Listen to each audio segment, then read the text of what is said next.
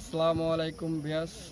Driving school কর্মপ্রশিক্ষণ কেন্দ্র ফরিদপুর থেকে আমি মোহাম্মদ মিতুল, পরিচালক।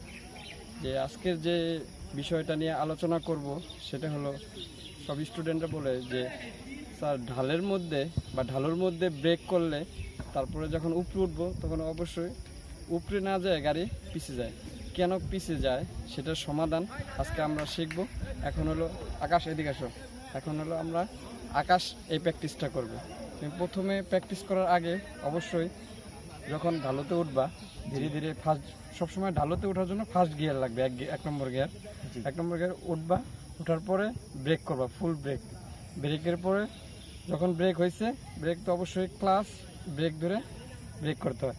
তারপরে ব্রেক হয়েছে কমপ্লিট, এখন তুমি ক্লাসটা 50% ছাড়বা, তখন ব্রেক ছেড়ে দিয়ে এক্সিলারেটারে হালকা পাড়া দিবা, ক্লাসটা ফুল ছেড়ে দিবা।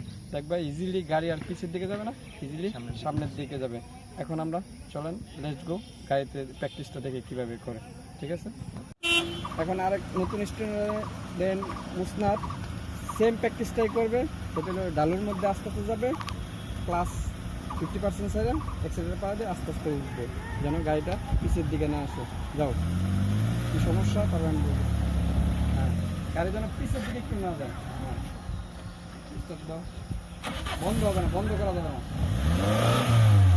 সামনে যাও, ব্রেক।